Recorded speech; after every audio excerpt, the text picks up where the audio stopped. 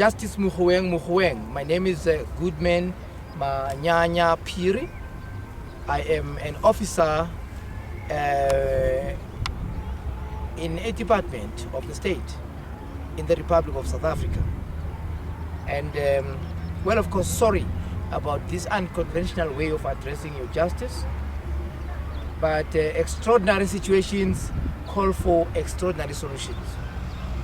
I could have come to court and put my case, but I've been denied that right by nobody else but Mr. Jacob Zuma. So that is why I've decided to make this video. The alternative to this video is for me to go to jail. The alternative for this video is for me to get killed.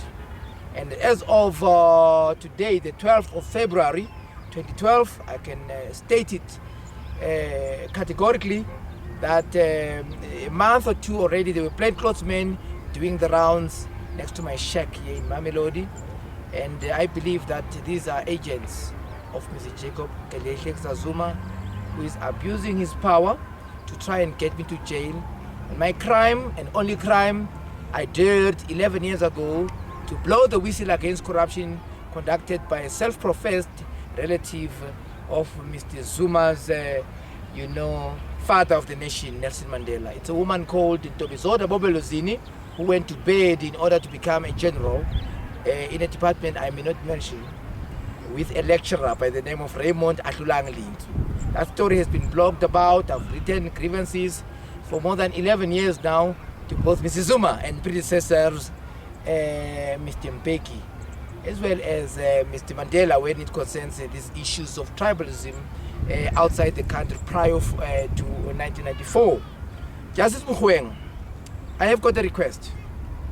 As I stand in front of you here in Mamelodi, I have no house, I have nothing, I have no property.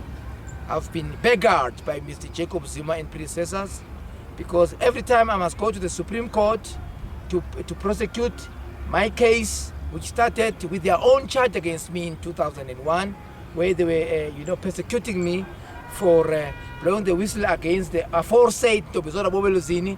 Mr. Zuma and predecessors are forcing me to pay from my own pocket. That's why today, on this 12th day of February 2012, sounds a bit 222. 2012, second month, in the 12th of the month, I think it's easy to remember. I've come to appeal to you because my understanding of how a state and a constitutional democracy like ours operates, it has got 3 to 4 legs. One being the executive, which Mr. Zuma is heading, and for some reason he believes that he is the alpha and omega of the state. He can abuse people like Phiri. But there's another leg, the judiciary. That's where your justice, Mogoeng comes in. Come to my rescue. But if you fail as a person, we're all fallible. I will understand. Come to my rescue. There is a third leg, the leg of the legislature, people who make our laws. There's also the leg, maybe that's where I'm a bit strong, the fourth estate, the media. I'm a trained journalist for the past, more than 2 decades already. So I know from media law what my rights are.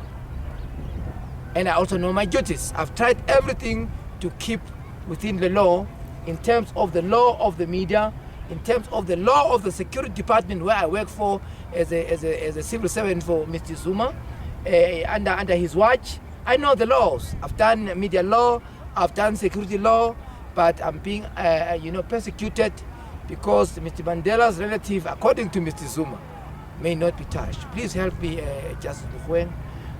Maybe this is the last time you see my face, first and last. I also can say that there's a case I put with the Constitutional Court. I don't know where it is, because for the past month, prior to the 12th of February 2012 today, I have been forced to go underground as plainclothes men were roaming my place, and I believe they want to capture, whatever information I have so that I do not blow the whistle against corruption. Mr. Zuma has done it in any way. About 9 months ago, where he sent people. By that time, he was clutching on the skirts of a minister I did not mention because there's an order of Judge Webster, which I should respect. But it was as if He is not part of it until I discovered exactly a month ago, 12 December 2011, that all actions that they are doing of me as of the time Mr. Zuma came to power are having direct orders from Mr. Zuma. Please assist me, Mogoeng. I beg you, but maybe I should explain my dress. I'm culturally a Swazi because that's where my mother comes from, so that's how I dress when I'm at home. The gentleman who takes the photo here, I've hired him, the video rather, and he found me at home. I thought I must do this because I need to come out now of the closet, if you like. I need to come out from my underground and present my case. I couldn't be available while they wanted to take evidence that incriminates them, so I had to go out, but I'm ready now. Please help me, Justice. My lawyer has deserted me. I worked with lawyers in the past, lawyers John Caesar, I think with Creer. It's a firm of lawyers. They deserted me because I don't have funds anymore. After spending about R1 million already as of the year 2001 when I was being persecuted by Mr. Zuma and predecessors. I got other lawyers, Musa attorneys. They are deserting me also. I don't have money anymore, but I've got a strong case. So I'm requesting one thing, Justice Mogoeng, please, with your powers, go to Mr. Zuma's office. He must refund me my R1 million, more or less, that I've paid in the High Court, be it Supreme Court, even at the Constitutional Court or whatever. I want to prosecute my case. I'm an innocent man.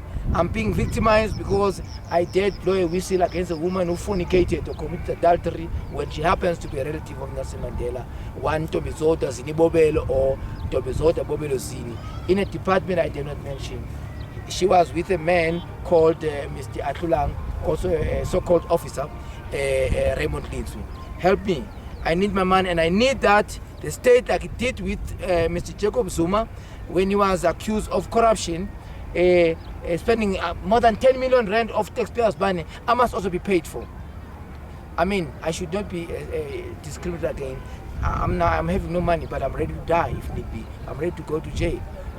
Thank you, Your Justice. I thank you.